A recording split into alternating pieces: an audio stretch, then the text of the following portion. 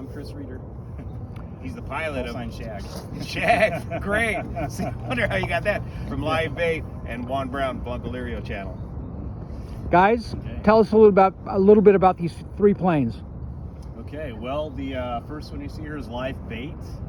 This is a P51D D model, so it was a single-seat fighter built in 1944, and it's since been restored and modified with a jump seat in the back. So the D models had an 85-gallon fuel tank behind the pilot seat. It was a single-seat airplane. You can see a fuel cap back there underneath the canopy. That's just a dummy fuel cap, but that's where the tank was. So most owners these days restore them and put a jump seat in the back because they're, you already have 90 gallons per wing, 180 gallons of fuel, which is about 3 hours worth.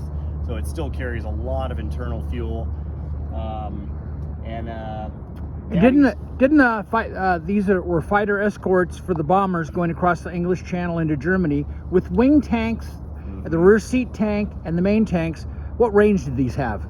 The range, enough to get the mission done. They were able to go 1,000 miles or more. Yeah, they were able to go all the way deep into the German territory, stay with the bombers through the mission, and make it all the way back to England. That's what made these aircraft so historically significant and important in World War II. What about Daddy's Girl? Daddy's Girl is also a 1944 P51D. It was restored 18 years ago. 19 actually, 2004, and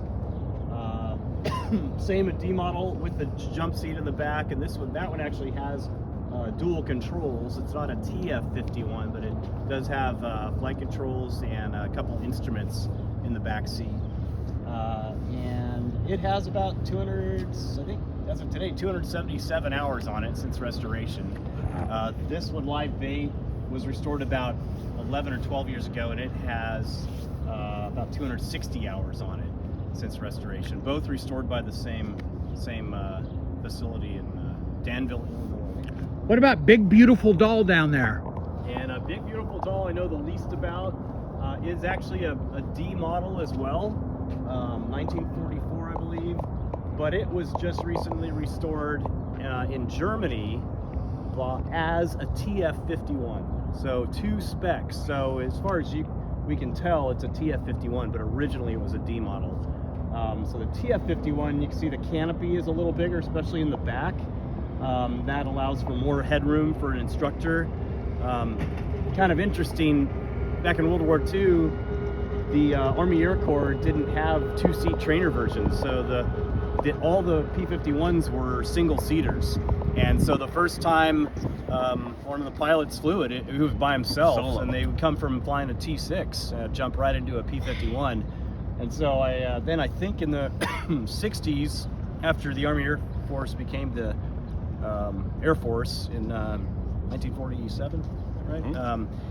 The Air Force said, hey, maybe we should have a 2-seat trainer version. So not North American, but Temco built 18 TF51s.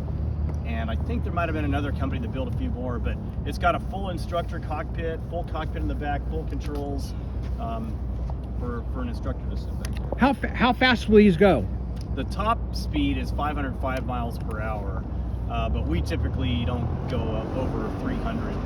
So we baby the airplanes so they last longer. And, today, can you do some really beautiful flybys, maybe down the runway side by side? Yes, sir. Yeah. Show us how it climbs. Yeah, that's the plan. Unfortunately, we can't climb too steep here because we have the Sacramento National Class Charlie airspace 1,500 feet above us. So, but we'll get some speed going. So the airplanes love these nice cold mornings. Oh yeah, this is good perfect flying weather. It is. Still cool air. Yeah. It's great. And Juan flew down his Husky that was owned by Chuck Yeager at one time. That is a remarkable small airplane.